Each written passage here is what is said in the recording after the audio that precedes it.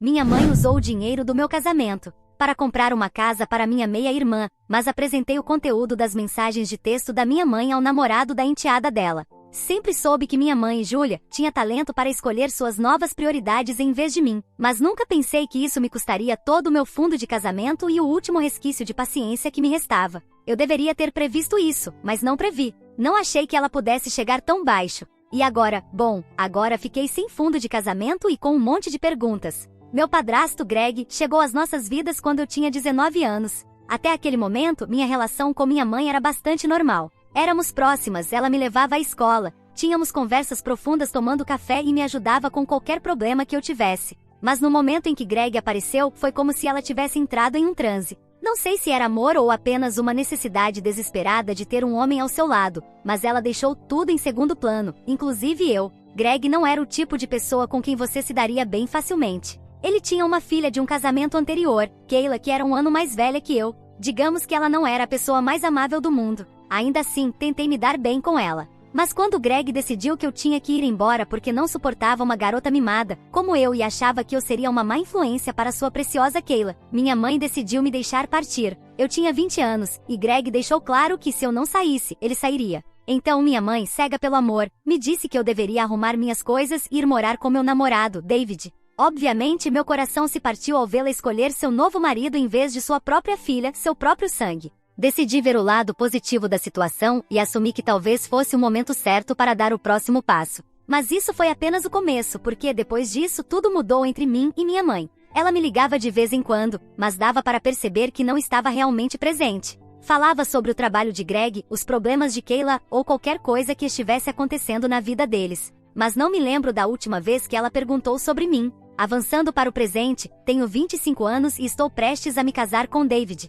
Sim, meu namorado de longa data agora é meu noivo. Esse deveria ser o momento mais feliz da minha vida, certo? Bom, poderia ter sido, se não fosse por um pequeno problema. Não, melhor dizendo, um grande problema. Eu estava contando com o fundo de casamento que meu pai deixou. Esse dinheiro deveria cobrir a maior parte dos custos do casamento. Meu pai faleceu quando eu era jovem e deixou esse fundo para que, quando chegasse o momento, eu não precisasse me preocupar com os gastos. Não era para um casamento extravagante, apenas uma celebração bonita com familiares e amigos. Meu noivo e eu vínhamos economizando para a lua de mel e já tínhamos pago um valor significativo como depósito que não é reembolsável. Eu não me importava de fazer alguns sacrifícios para garantir que a lua de mel fosse perfeita, mas sempre esperei que o fundo de casamento fosse suficiente para cobrir a cerimônia. Mas não foi, porque o fundo simplesmente não existia mais. Minha mãe, em sua infinita sabedoria, decidiu usar todo o dinheiro do meu casamento para comprar uma casa dos sonhos para sua querida enteada, Kayla. Tudo para impressionar Greg.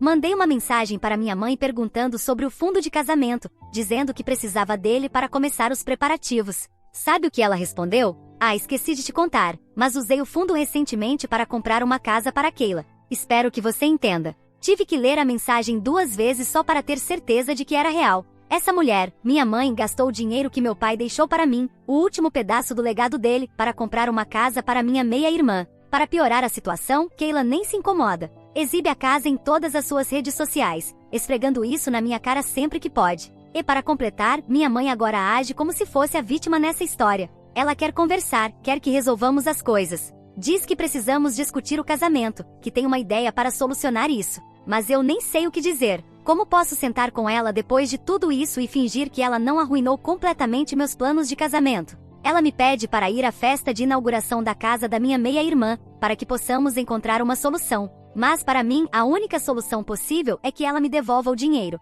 Não sei o que fazer, porque eu contava com esse dinheiro para pagar o casamento e agora ele simplesmente desapareceu. Então, acho que pelo menos deveria ouvir qual é a proposta dela. Não é que eu não tenha pensado em processá-la. Na verdade, isso com certeza está nos meus planos. Mas eu não tenho tempo para esperar meses ou até anos por uma decisão judicial. Então, o que vocês acham? Edição não, o dinheiro que meu pai deixou para o casamento não era muito. Quando minha mãe ajudou a comprar a casa para Kayla, provavelmente usou esse dinheiro apenas para o pagamento inicial. Esse fundo fazia parte do dinheiro que meu pai deixou tanto para meus estudos quanto para o meu casamento. A parte destinada aos estudos já foi utilizada quando fui para a universidade. O restante, bem, eu planejava usar agora. Atualização 1. Sou uma idiota. Uma completa e absoluta idiota por pensar que uma festa poderia melhorar alguma coisa. Honestamente, não sei em que delírio eu estava vivendo ao acreditar que minha mãe, a mesma que deliberadamente pegou o fundo do meu casamento para comprar uma casa para minha meia-irmã, apenas para agradar meu padrasto, realmente quisesse me ajudar.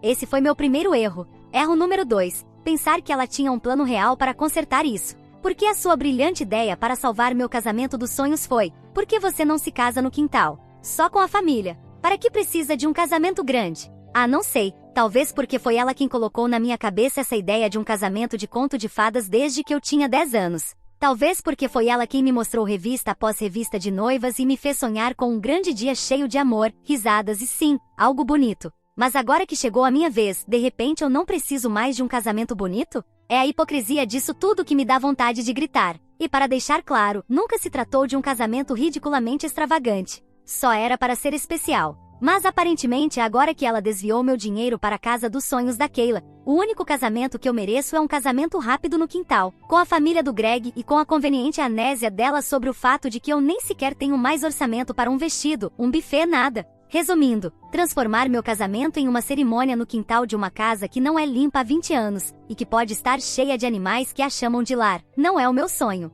E o Greg? Claro, ele tinha que adicionar seu toque especial de miséria à noite. Esse homem, que nunca trouxe nada de positivo para minha vida, passou a noite inteira jogando comentários passivo-agressivos, falando o quanto eu devia ser mimada por esperar que minha mãe pagasse meu casamento, sendo uma mulher adulta com um emprego. Minha mãe acabou de comprar uma casa para a enteada dela. Como algo pode ser mais mimado do que isso? Além disso, eu não esperava que ela pagasse nada do próprio bolso. Eu só queria o dinheiro que meu pai deixou para mim. Você sabe, o dinheiro que ela não tinha nenhum direito de tocar, mas que não teve problema nenhum em gastar para mimar a Keila. Eu já estava de tão mau humor que nem me dei ao trabalho de responder. Simplesmente o ignorei. Mas então apareceu Keila. Oh, meu Deus! Ela não só passou a noite inteira ostentando a casa, não. Ela realmente teve a audácia de se aproximar de mim para perguntar quando podíamos nos reunir para discutir os preparativos do meu casamento. Olhei para ela como se ela tivesse acabado de crescer 2 cabeças. Por que diabos eu discutiria os preparativos do meu casamento com ela?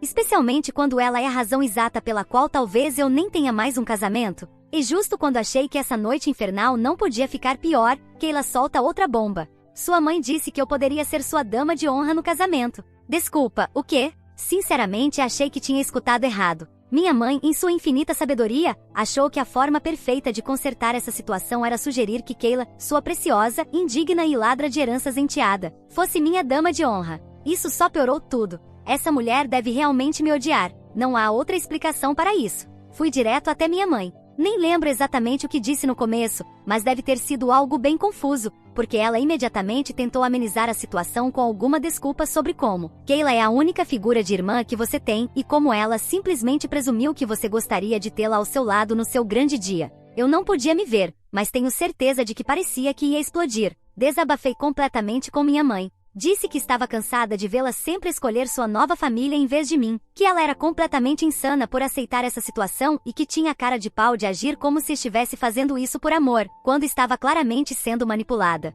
Então me virei para Keila e também desabafei com ela. Disse que ela só poderia estar louca se realmente achava que eu a faria minha dama de honra. Disse que ela só queria esse papel porque adora ser o centro das atenções, e não porque realmente se importava comigo. E adivinhem? Keila teve o descaramento de agir como se eu estivesse arruinando tudo. Ela começou a gritar, dizendo que eu ia me arrepender de ter falado com ela daquele jeito. E então, no gesto mais dramático da noite, apontou para a porta e me mandou ir embora da casa dela. E agora cá estou eu, sentada, escrevendo isso, tentando entender o que diabos acabou de acontecer. Nem sei se exagerei. Eu simplesmente explode. Todos esses anos sendo deixada de lado simplesmente transbordaram. Mas agora estou de volta ao ponto de partida. Minha mãe claramente não vai me ajudar. Não tenho dinheiro para o casamento. E não tenho a menor ideia de como vou consertar essa bagunça. O que diabos eu faço agora com meu casamento? Porque neste momento sinto que não me restou nada. Atualização 2. Aqui estou eu de volta com mais uma atualização.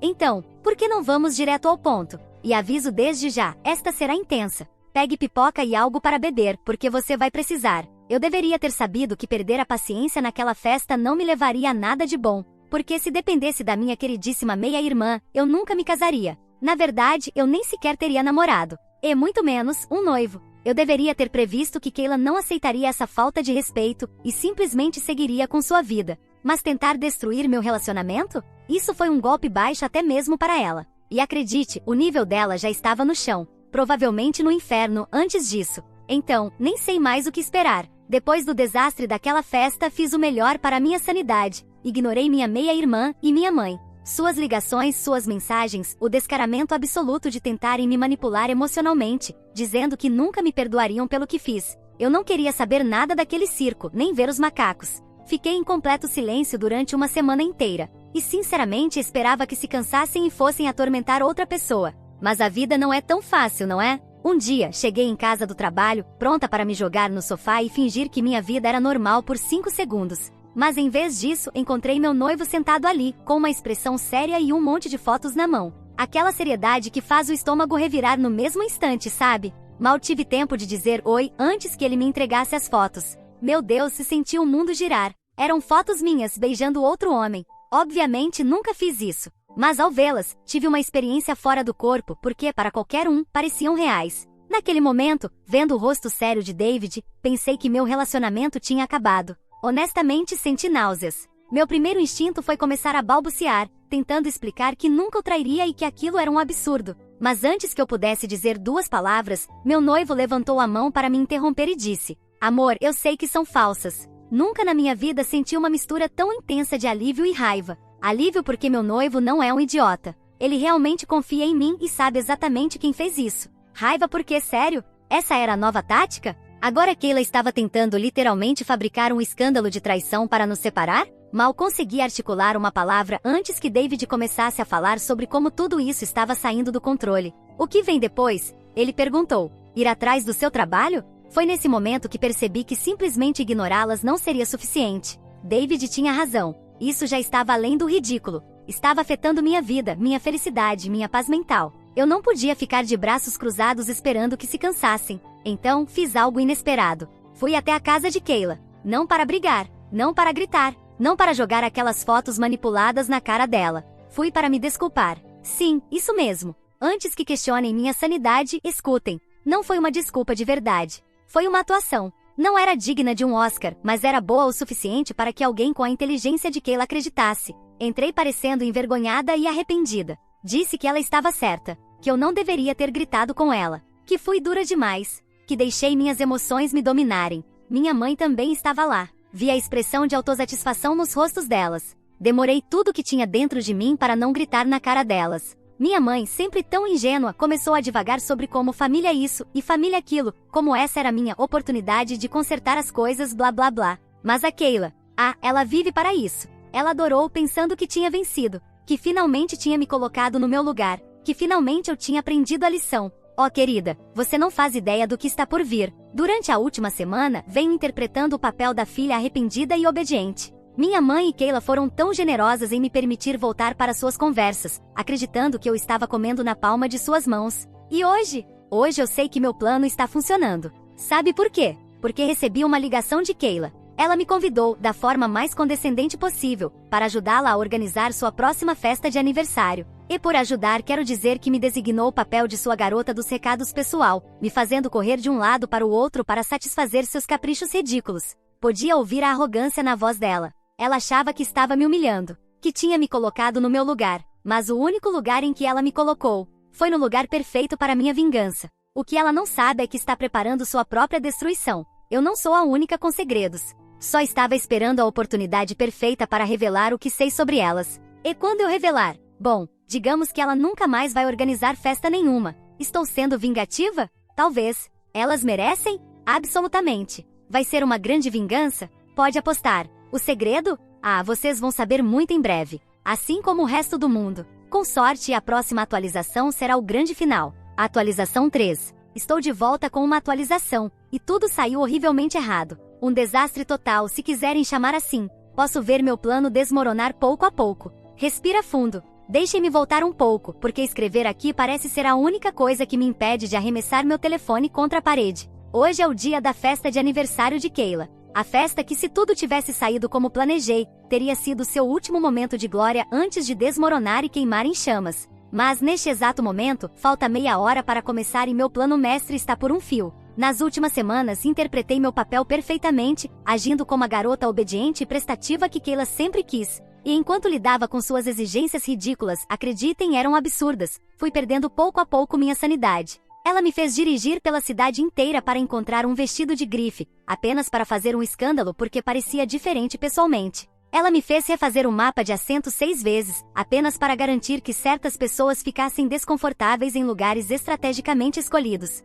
E como se isso não bastasse, insistiu em uma marca muito específica de champanhe que nem estava disponível. Então tivemos que procurá-la no mercado negro por pouco. Ela fez tudo isso porque eu precisava de uma única coisa. E essa coisa era a apresentação da minha mãe. Agora, por que essa apresentação era tão importante? Porque era a minha chave. O palco para a grande revelação. O momento em que tudo que venho planejando finalmente cairia sobre Keila. Mas houve um problema. Minha mãe, sempre tão controladora, não me deixava nem chegar perto. Disse que ela cuidaria disso e que eu deveria me concentrar em outras coisas. E bom, isso me fez entrar em pânico total. Porque como eu supostamente trocaria pela apresentação real que preparei? A que revela o grande segredo, se eu nem sequer conseguia acessá-la. Tudo bem, tudo bem. Antes de continuar, sei que venho insinuando esse segredo há um tempo. Talvez estejam pensando, mas será que realmente é tão importante assim? Confiem em mim. E para quem ainda duvida, vou contar agora. Quando fiz aquela falsa reconciliação com minha mãe e Keila, eu estava jogando a longo prazo, mas não esperava que o universo me presenteasse com algo ainda mais suculento. Naquele dia, quando estava indo embora, pedi o telefone da minha mãe, porque o meu estava sem bateria e precisava chamar um Uber. Ela estava distraída com alguma coisa que Keila dizia e me entregou o celular sem nem pensar. E então, eu vi. Uma mensagem apareceu. Era carinhosa, um pouco ousada. E definitivamente não era do meu padrasto. Toquei na notificação. E nada poderia ter me preparado para o que vi. Meu plano era apenas mostrar como a casa da minha meia-irmã foi comprada com o dinheiro do meu casamento. Mas o karma me trouxe algo muito melhor. As mensagens não eram apenas flertes. Eram explícitas. E não eram com qualquer pessoa. Eram com... Não, esperem. Ainda não posso dizer o nome. Não assim. Porque quando eu revelar, quero que sintam exatamente o que senti naquele momento. Para colocar em perspectiva, quase desmaiei. Mas foi de emoção. Antes que eu pudesse ler mais, comecei a tirar capturas de tela do que consegui e enviei para mim mesma. Minha mãe, de repente, me perguntou se eu já tinha terminado. Então tive que apagar qualquer vestígio da minha invasão e continuar com o que estava fazendo. Chamei o Uber rapidamente, devolvi o telefone e agi como se nada tivesse acontecido. Mas por dentro, meu cérebro estava pegando fogo. Quando cheguei em casa, comecei a ler as capturas de tela. Isso não era só um caso qualquer. Era uma mentira em larga escala que já durava um mês inteiro. E com quem? Bom, essa era a parte mais absurda. Ali estava a minha munição. Eu sabia exatamente o que fazer. Quando Keila me pediu para ajudá-la com sua festa de aniversário e descobri que minha mãe estava preparando uma apresentação cheia de momentos doces, vi minha chance. A essa altura, eu até sentia pena da minha mãe, porque montar uma apresentação com momentos doces de Keila não deve ter sido fácil. É como procurar uma agulha no palheiro. Mas tudo que eu precisava fazer era trocar pela minha apresentação especial. Fácil, não? Erro. Por causa do controle obsessivo da minha mãe sobre a apresentação, eu nem sequer consegui chegar perto.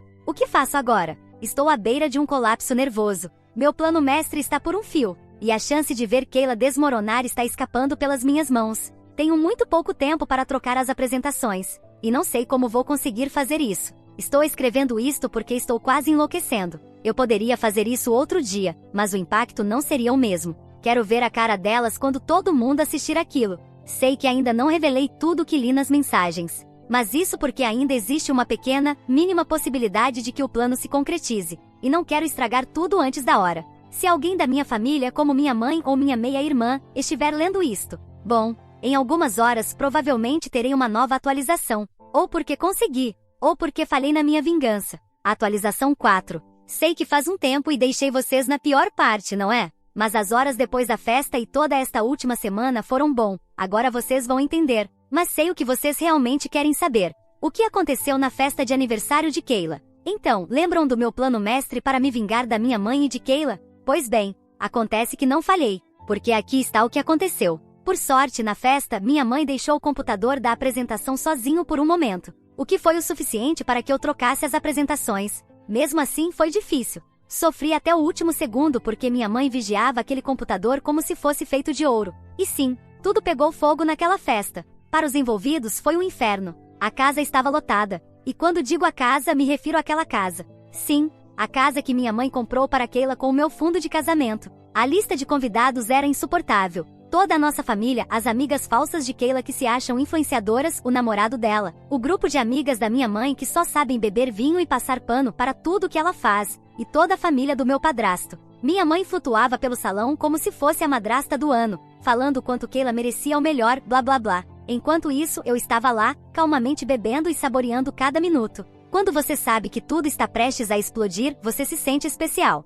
E então, aconteceu. Minha mãe fez seu pequeno discurso, cheio de mentiras e falsos elogios. Enquanto isso, meu padrasto a olhava como se fosse a própria lua. Keila absorvia toda a atenção, como a narcisista que é. E então, o momento pelo qual eu esperei. As luzes se apagaram. O projetor foi ligado. A primeira imagem apareceu na tela. Mas em vez de uma coletânea dos momentos mais doces de Keila, que aliás, nunca saberemos quais são, o que apareceu foi a prova irrefutável da baixeza absoluta da minha mãe. Capturas de tela. Mensagens explícitas. Mensagens entre minha mãe e o namorado de Keila. Sim, esse era o segredo. O namorado sujo, traidor e patético de Keila era o grande segredo da minha mãe. E não eram apenas mensagens bobas de flerte. Eram detalhadas. Elas descreviam tudo, incluíam um beijo que eles compartilharam. E as insinuações desesperadas da minha mãe de que queria mais. Acontece que o namorado de Keila estava começando a hesitar, provavelmente com medo de ser descoberto. Caso contrário, minha mãe já teria ido muito mais longe com ele. Se vocês já viram o filme Apertem os Cintos. O piloto sumiu. Podem imaginar o caos que tomou conta da festa. O rosto de Keila passou por todas as fases do luto em 10 segundos. Por um momento achei que ela estava tendo um derrame, porque seu rosto estava estranho. Nenhum lábio deveria se contorcer daquele jeito. Então, sem dizer uma palavra, ela se virou para o namorado. E deu um tapa tão forte que juram que acertou no ritmo da música. Mas a melhor parte... Quando minha mãe tentou acalmá-la, Keila se virou contra ela. Gritou algo que eu legalmente não posso repetir se quiser continuar em liberdade. E empurrou minha mãe com tanta força que ela quase caiu no chão. Minha mãe, que estava acostumada a ser adorada por sua preciosa enteada, ficou horrorizada. Então virou-se para o meu padrasto, provavelmente esperando apoio. Ah, que doce erro. Greg estava furioso. Levantou-se, segurou minha mãe pelo braço e, diante de todos, a expulsou da casa. E para piorar ainda mais a situação para ela, anunciou na mesma hora que iria pedir o divórcio. A casa inteira virou um caos. Gente gritando, discutindo, brigando, hiperventilando. Até as amigas de Keila estavam cochichando num canto. E algumas estavam gravando tudo. É bem provável que logo vejam isso circulando nas redes sociais delas. E a cereja do bolo? Minha mãe agora está sem dinheiro, sem casa. E se perguntam como, já que ela ainda tinha aquela casa de onde me expulsou anos atrás por causa do Greg. Pois bem, acontece que em um momento de pura estupidez, minha mãe transferiu a escritura da casa para o meu padrasto, para provar sua lealdade, ou confiança, ou qualquer outra bobagem que tenha inventado na cabeça dela. Adivinhem, agora não tem casa nenhuma. Quando tudo aconteceu, ela correu para minha porta, mas não me encontrou. Sei disso porque me deixou 1 milhão de mensagens, implorando por ajuda. Mas adivinhem só, ela não faz a menor ideia de que eu troquei as apresentações. Desde a última vez que tive notícias dela, minha mãe está morando em um motel barato, com apenas alguns trocados no bolso. E ninguém está disposto a ajudá-la. Depois de ver como traiu as 2 pessoas mais próximas dela, eu me importo? Nem um pouco. Eu estava nervosa.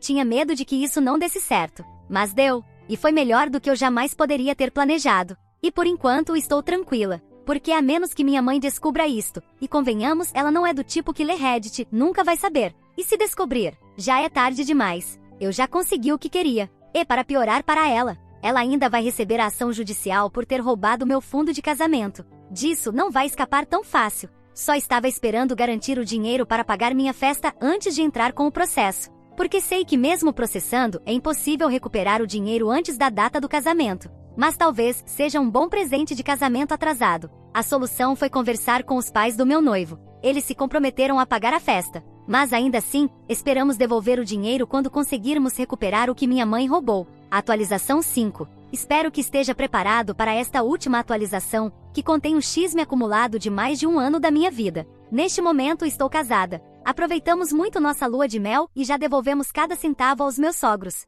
Sobre o casamento não há nada de realmente relevante para mencionar, porque, bom, o momento mais emocionante foi ver um tio do meu marido engasgar com uma azeitona e outro parente correr para ajudá-lo. Sim, isso foi o ápice da emoção em uma cerimônia que foi a coisa mais normal do mundo. Nada extravagante, nada digno de nota. E o mais importante, sem a presença do meu ex-padrasto, da minha ex-meia-irmã e da minha ex-mãe. Falando nela, ela levou um divórcio mais doloroso do que o tapa que Keila deu no ex-namorado. E eu ainda posso ouvir na minha cabeça o som daquele tapa. Já viram aqueles vídeos de golpes extremos em esportes? Bom, foi algo assim. Uma pena que ninguém tenha gravado. Pelo menos que eu saiba. Também nunca vi nenhuma publicação das amigas de Keila sobre aquilo. Outra verdadeira perda. Meu padrasto, usando a apresentação como evidência no processo de divórcio, conseguiu ficar com tudo, incluindo a casa que era da minha mãe. A mesma casa que ela, estupidamente, colocou no nome dele. Depois da festa, minha mãe tentou várias vezes me contatar e até visitar minha casa, insistindo que devíamos ficar juntas como família neste momento difícil.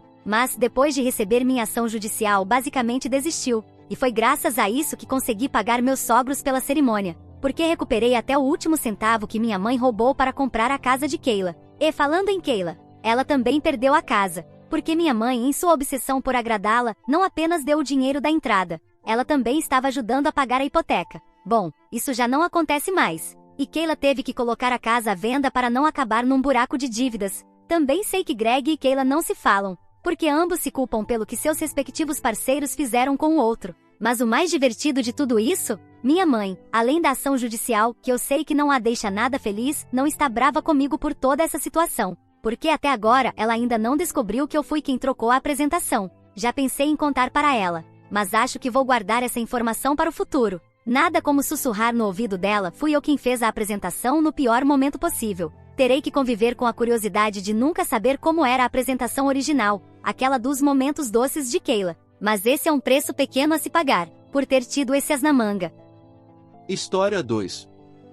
Minha esposa pediu o divórcio, achando que receberia uma parte do fundo multimilionário dos meus pais. Agora ela está endividada. Minha esposa está se divorciando de mim. Por quê? Bem, ela está tentando me passar para trás, um golpe gigantesco. Ela acha que vai receber uma grande quantia em dinheiro, mas há um segredo que ainda não contei a ela. Deixe-me compartilhar com você. As pessoas podem ser tão engraçadas às vezes. Elas fazem de tudo para usá-lo e machucá-lo, e quando você faz o mesmo com elas, de repente, você se torna o vilão. Tenho 51 anos e esta história é sobre minha segunda esposa, Eliore. Eliore e eu estamos juntos há mais de 3 anos. Perdi minha primeira esposa em um acidente de carro há 10 anos, quando minha filha tinha 12 anos de idade. Desde então, fiquei solteiro. 3 anos atrás, conheci Eliore em um bar. Naquele ano, minha filha completou 18 anos e se mudou para Manhattan para cursar a faculdade. Foi uma fase muito solitária da minha vida, e eu costumava ir ao bar quase todos os dias depois do trabalho. Quando perdi minha primeira esposa, foi, sem dúvida, um período muito difícil para mim, mas tive que me reerguer rapidamente por causa da minha filha. Eu precisava ser forte por ela. Nós dois éramos o suporte um do outro. Assim, quando ela saiu para a faculdade, minha vida se tornou um vazio, e comecei a beber regularmente, ficando no bar até meia-noite para passar o tempo. Eliore era bartender do lugar e, como eu era um cliente frequente e provavelmente o único que ficava lá até meia-noite todos os dias, a maioria dos funcionários me conhecia. Depois de uma semana ou algo assim, Eliore se aproximou de mim e perguntou se eu estava bem. Foi assim que nos tornamos amigos e começamos a namorar. Ela era muito mais jovem do que eu, então, no início, não tinha certeza se deveria levar o relacionamento adiante, mas Eliore tomou a iniciativa e me chamou para sair. Para mim, era uma boa distração para aliviar minha solidão, mas nunca pensei em ter um relacionamento de longo prazo com ela, principalmente porque ela era 11 anos mais nova do que eu. No entanto, ela era muito madura para sua idade. Eliore era mãe solteira de um menino de 2 anos. O namorado dela a abandonou quando ela estava grávida, então ela criava o filho sozinha. Nós nos conectamos através das nossas histórias de vida difíceis. Quando as coisas começaram a ficar sérias entre nós, informei minha filha sobre o relacionamento, e ela me apoiou. Ela sabia o quanto eu havia ficado sozinho depois que ela se mudou e queria o melhor para mim. Assim, após um ano de namoro, nos casamos em uma cerimônia íntima. Eliore não tinha familiares, além do filho e da irmã. Ambas foram abandonadas pelos pais quando ainda eram bebês e cresceram em um orfanato até saírem para ganhar a vida por conta própria. É verdade que a solidão nos torna vulneráveis, e foi isso que aconteceu comigo. Quero dizer, eu estava muito vulnerável na época, então não pensei muito e simplesmente segui o fluxo dos acontecimentos, me apaixonando por Eliore. O primeiro ano do nosso casamento foi maravilhoso. Estávamos felizes e apaixonados, viajávamos e íamos a festas. O filho dela era um garotinho adorável, correndo pela casa. Isso me fez lembrar da época em que minha filha tinha a idade dele e corria pela casa do mesmo jeito. Eu amava o filho dela como se fosse meu. Pouco tempo depois, Eliore deixou o trabalho porque queria dedicar tempo integral ao filho, que vinha negligenciando todos aqueles anos por causa da carreira. Eu não me importei com a decisão dela de sair do mercado de trabalho, pois meu salário era suficiente. Tenho uma empresa imobiliária que, de certa forma, é um negócio da família. Meu pai a fundou, e, após sua aposentadoria, eu assumi a empresa. Foi durante nosso segundo ano de casamento, quando minha filha veio me visitar no Natal, que ela me aconselhou a ter cuidado com os gastos com Eliore. Até então, eu apenas achava que estava cuidando dela e atendendo a todos os seus desejos para mantê-la feliz. Eu costumava tratar minha primeira esposa da mesma forma, mas ela era uma mulher simples, sem interesse por itens caros. Já Eliore era uma fashionista e tinha um gosto especial por roupas e acessórios de luxo. Talvez tenha sido isso que minha filha percebeu de uma forma neutra, e algo a fez sentir que precisava me alertar. É por isso que não devemos nos diminuir em um relacionamento, pois, do contrário, acabamos nos tornando seguidores cegos do parceiro. No meu caso, eu sentia que Eliore era muito mais jovem e bonita para estar casada comigo, então a mimava ao extremo. Foi aí que eu errei. Depois que minha filha me alertou sobre os gastos excessivos, comecei a controlar melhor a situação e a limitar os desejos de Eliore. Isso não caiu bem para ela. Eliore fez as contas e concluiu que minha filha tinha me influenciado contra ela. Na verdade, logo após o nosso casamento, quando Eliore deixou o emprego, ela me perguntou se poderíamos ter uma conta conjunta. O motivo era que ela não queria ter que me pedir dinheiro sempre que precisasse. E eu não podia simplesmente entregar meus cartões para ela sair gastando como quisesse, então uma conta conjunta parecia ser uma solução melhor. No entanto, como ela não trabalhava, eu era o único a depositar dinheiro na conta. Mesmo assim, como era uma conta conjunta, ambos tínhamos acesso a ela.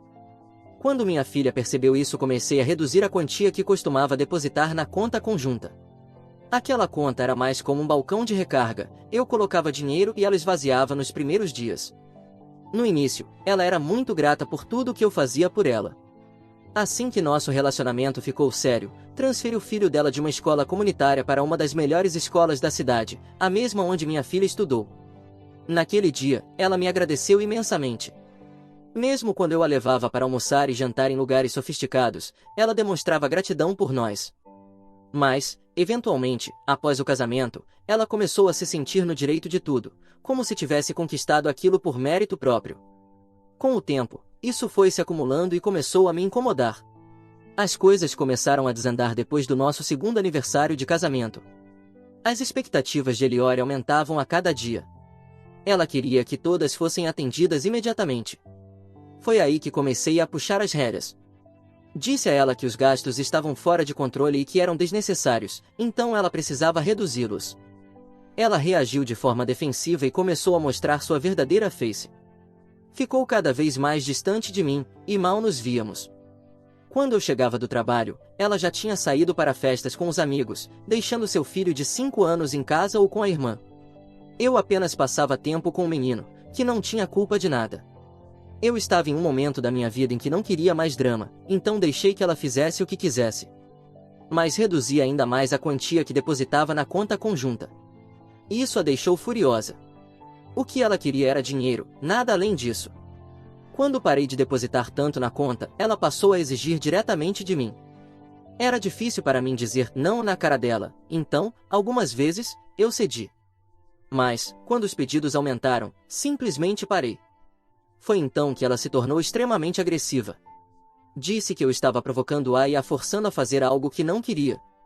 Perguntei do que se tratava, e ela respondeu que, se eu continuasse sendo tão mesquinho, logo eu descobriria. Ela continuou, e eu cito: "Deixe-me deixar isso bem claro, você não está me fazendo um favor ao me sustentar. Você sabe que não merece uma esposa jovem e bonita como eu, mas, mesmo assim, me tem. Então, apenas aceite e me deixe fazer o que me faz feliz." Depois disso, ela saiu furiosa e foi para algum lugar. Naquela noite, não voltou para casa, e eu também não me dei ao trabalho de procurá-la. No dia seguinte, ela voltou, mas continuamos mantendo distância um do outro. Enquanto tudo isso acontecia, um dia cheguei mais cedo do trabalho e a encontrei na cama com um outro homem. Era um amigo dela, alguém que cresceu no mesmo orfanato que ela. Parecia que ela nem sequer se preocupou em esconder. Quando entrei em casa, o homem saiu do meu quarto abotoando a camisa. Olhou para mim, olhou para os lados, e tudo aconteceu tão rápido que eu nem tive tempo de reagir. Quando a realidade me atingiu, ele já tinha ido embora. Além disso, eu não sou uma pessoa violenta que reage impulsivamente a algo. Pensando bem, acho que, no fundo, eu sempre soube que isso iria acontecer. Por isso, quando vi aquele homem saindo do meu quarto, nem me surpreendi. Entrei no quarto e vi Eliore se vestindo. Aquilo foi o suficiente. Mesmo assim, não levantei a voz. Apenas perguntei se ela estava me traindo. Ela disse sim. Percebi que Eliore queria me provocar, mas não caí na armadilha dela. Calmamente, pedi que saísse de casa. Ela não pareceu surpresa, nem resistiu. Talvez já estivesse preparada para isso. Ou talvez já tivesse planejado tudo. Não sei. Ela começou a arrumar as coisas, e foi então que percebi que o filho dela não estava em casa. E eu nem me dei ao trabalho de perguntar onde ele estava. Ela saiu de casa levando algumas de suas coisas. Uma semana depois, voltou enquanto eu estava em casa. Vi que ela chegou, mas a ignorei. Então, ela me entregou os papéis do divórcio. Disse que eu estava me tornando sufocante e controlador e que ela precisava ser livre. O pedido de divórcio realmente me pegou de surpresa. Se alguém que estava se aproveitando do seu dinheiro quer se divorciar, isso significa que essa pessoa está tramando algo grande. Então, imediatamente desconfiei que fosse por pensão e virei as páginas para procurar essa parte nos documentos. E lá estava, $500.000 do fundo fiduciário dos meus pais. Era isso que ela estava exigindo. Veja bem, venho de uma família bem financeiramente estável. Meus pais tinham alguns milhões no fundo fiduciário e, como eu era filho único, ela assumiu que esse dinheiro seria meu. Houve um dia em que eu estava conversando com o comitê do fundo fiduciário sobre um assunto, e ela ouviu a conversa. Mais tarde, perguntou casualmente sobre isso, e eu, sem esconder nada, contei tudo para ela. Isso foi nos primeiros dias do nosso casamento. E agora, vendo que ela estava exigindo $500.000 desse fundo, eu simplesmente comecei a rir na cara dela. Ela não sabia nada sobre aquele fundo fiduciário. Caí na gargalhada e disse que era engraçado ela achar que teria direito a esse dinheiro. Ela mordeu os lábios e disse que faria qualquer coisa para conseguir aquele dinheiro porque, aparentemente, agora ele pertencia a ela. Ah! Até parece. Isso aconteceu há 3 dias. Hoje, conversei com meu advogado e contei tudo a ele. Ele me deu alguns pontos para refletir antes de tomar uma decisão. Um desses pontos foi sobre a educação do filho de Eliore. Por mais que eu despreze aquela mulher, não quero que o filho dela sofra. Estou considerando assumir a responsabilidade pela educação do menino. Mas vamos ver como as coisas se desenrolam. Farei uma atualização assim que conseguir avançar com esse processo de divórcio. Atualização número 1. Os últimos meses foram uma loucura, pessoal. Eu simplesmente precisei deixar as coisas se ajeitarem. Ainda não assinei os papéis do divórcio, e Eliore acha que está em vantagem. Ela pensa que eu a quero de volta e que, por isso, estou adiando o processo. Mas ela não sabe de nada. O fundo fiduciário não me pertence. Meus pais o destinaram para minha filha no testamento, e eu concordei com isso. A renda que gero com meu negócio é suficiente para cobrir minhas despesas, mas Eliore não sabia disso. O advogado dela nos procurou para propor um acordo extrajudicial. Disse que não havia necessidade de uma longa e cansativa batalha judicial, desde que eu cedesse às exigências dela e finalizássemos o divórcio rapidamente. Ele afirmou que, como eu não era mais capaz de manter o estilo de vida dela, o melhor seria que ela levasse o que era dela e seguisse em frente. Realmente? O que era dela? Ela não tem nada. Não merece nada. Nós não aceitamos o acordo e decidimos levar o caso aos tribunais, já que não concordávamos com os termos dela. Não destrui a ilusão dela. Não contei que o dinheiro do fundo fiduciário pertencia à minha filha. Deixei que continuasse vivendo no seu mundinho de fantasia. Enquanto isso, ela fazia de tudo para me deixar com ciúmes. Postava fotos com o namorado em restaurantes luxuosos, spas, viagens, você pode imaginar. Foi então que percebi que ela estava usando o dinheiro da conta conjunta para bancar aquele namorado fracassado. Eu estava depositando aquele dinheiro pensando no filho dela, mas ela escolheu um estilo de vida luxuoso temporário em vez da educação do próprio filho. O saldo da conta já não era muito alto, então deixei que ela gastasse tudo.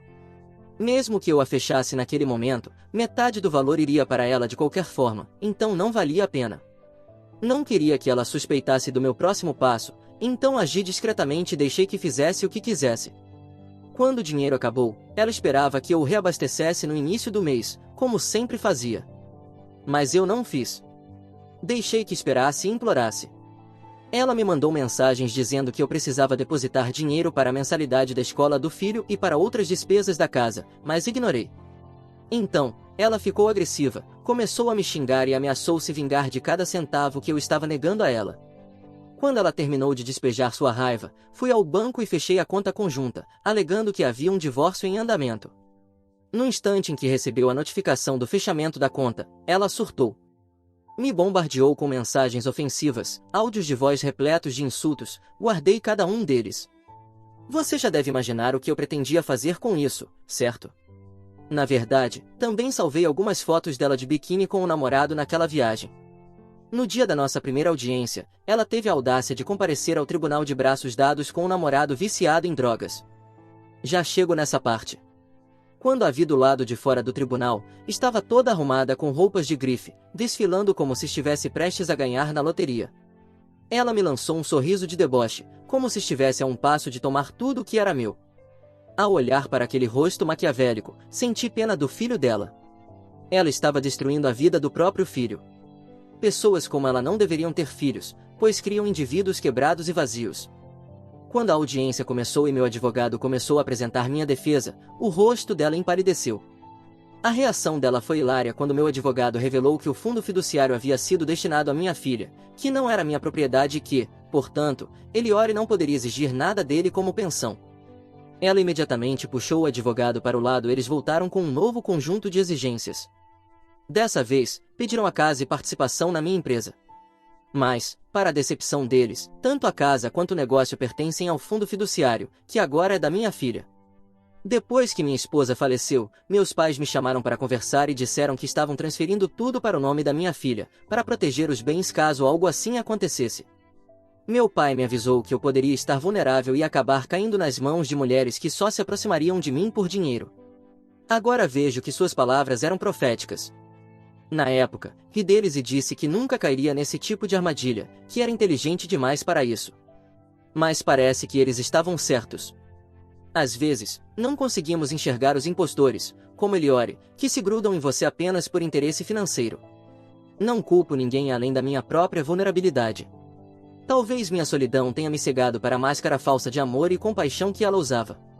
Quando percebeu que não conseguiria nada de mim, Eliore exigiu pensão alimentícia para o filho. Mas, antes mesmo que meu advogado pudesse apresentar minha defesa, o juiz rejeitou o pedido e mandou que ela refizesse as exigências. Afinal, segundo a lei, não se pode simplesmente mudar as demandas no meio da audiência. O juiz ainda disse que aquilo não era uma boutique de compras onde ela podia barganhar como bem entendesse. A sessão foi encerrada e uma nova data foi marcada. Cerca de uma semana depois, recebemos os documentos com as novas exigências. Um auxílio mensal de $5.000 para ela, já que não estava trabalhando. Pensão alimentícia para o filho.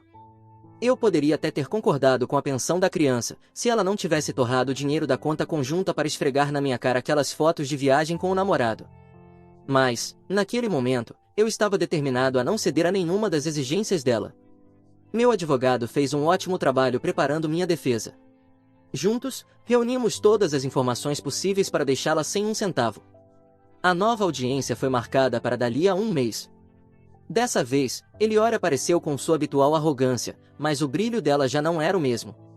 A frustração por ter perdido a chance de botar as mãos na minha propriedade havia sugado seu brilho. Quando meu advogado começou a rebater as exigências dela, a primeira coisa que caiu foi a pensão alimentícia. O motivo? A criança não era minha. Ainda tentaram insistir que eu deveria pagar por motivos morais, por ser padrasto, mas meu advogado argumentou que ela já havia gasto o dinheiro da conta conjunta em suas viagens, ao invés de investir na educação do filho. Reforcei o mesmo argumento. Como já mencionei antes, eu não me importava de pagar a escola da criança. O problema era que Eliore usaria esse dinheiro para benefício próprio. Quanto à exigência dos $5.000 por mês, meu advogado apresentou todas as fotos dela curtindo as férias com o namorado, usando meu dinheiro. Também mostramos as mensagens e áudios ofensivos que ela me enviou, xingando-me por não dar a ela o suficiente. Com isso, alegamos um caso de abuso verbal por parte dela e usamos isso como base para recusar o pagamento da mesada. Não foi um processo simples e rápido como parece ao contar em uma única frase, mas, no fim, o tribunal rejeitou todas as exigências dela. O divórcio foi concedido com base em abuso verbal, extorsão de dinheiro e tortura psicológica. O tribunal ainda me perguntou se eu queria processá-la formalmente por essas acusações, mas recusei. Eu sabia que ela não tinha nada com o que pagar qualquer indenização. Meu único objetivo era garantir que ela não ficasse com um centavo meu, e consegui. Ganhar um caso contra uma mulher no tribunal hoje em dia não é fácil. Mas, se você for sincero, cauteloso e contratar um bom advogado, é possível. Agora estou planejando visitar minha filha e passar um tempo longe daqui. Espero superar isso logo.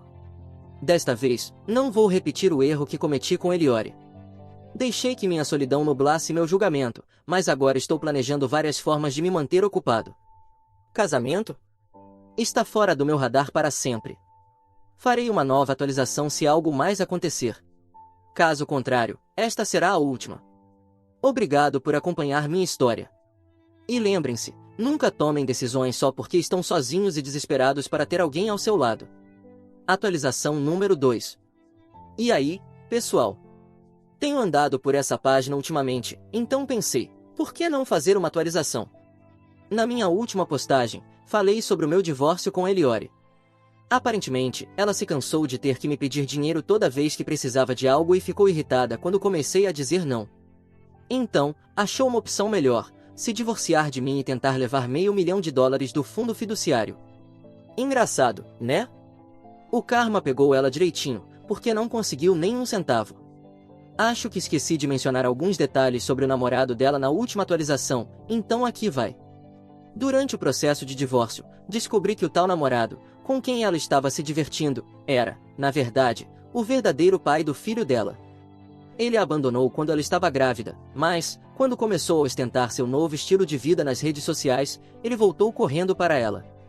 E ela o aceitou, simplesmente porque ele era o pai do garoto. Esse foi o motivo pelo qual ele ficava perambulando pela minha casa, se divertindo com ela. No fim das contas, eu era o outro cara na história. E ele era o verdadeiro pai da criança. Bem irônico, né? Alguns meses depois, quando voltei para casa depois de visitar minha filha em Manhattan, encontrei uma carta de Eliore na minha caixa de correio.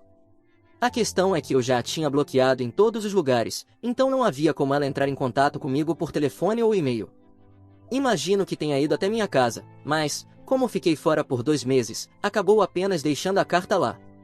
No conteúdo, dizia que sentia muito por ter me machucado e que, por questões humanitárias, gostaria que eu ajudasse a sustentar o filho dela. Ela pedia que eu pagasse a mensalidade da escola dele para que ele pudesse continuar seus estudos. Não sei se mencionei isso antes, mas eu tinha matriculado o menino em uma escola internacional. Antes disso, ele estudava em uma escola comunitária. Conversei com meu advogado sobre isso, e ele me disse que, do ponto de vista profissional, se eu quisesse, poderia pagar diretamente à escola. Mas, pessoalmente, ele recomendou que eu me afastasse dessa mulher.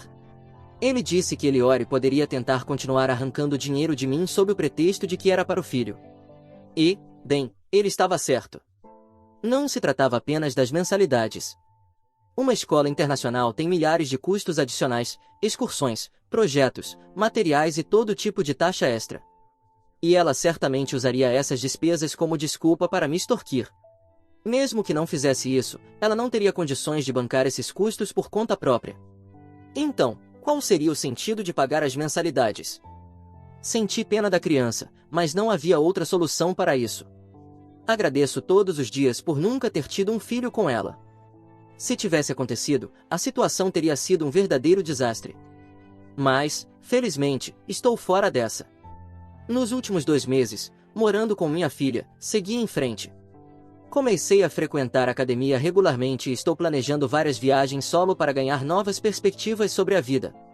Obrigado por acompanharem minha história. E, por favor, levem essa lição com vocês, não deixem que sua vulnerabilidade segue. Agora, quero saber a opinião de vocês. Nos comentários do meu post original e das atualizações, muitas pessoas disseram que eu deveria ter pago pelo garoto estudar em uma escola melhor. Outros argumentaram que ele não era meu filho e, portanto, não era minha responsabilidade. Sim, talvez não seja o melhor ambiente para ele crescer, mas não cabe a mim mudar isso. Me digam o que vocês acham dessa história. Foi uma verdadeira montanha-russa. Durante todo esse processo, fiquei impressionado com a audácia de certas pessoas. Meu nome é Mr. Ratato, e eu narro histórias todos os dias. Se quiserem apoiar o canal e ver vídeos diários, há 3 maneiras de fazer isso. Deixem um comentário, curtam o vídeo. Inscrevam-se no canal, vejo vocês amanhã, e lembrem-se, ser gentil é sempre legal. Paz.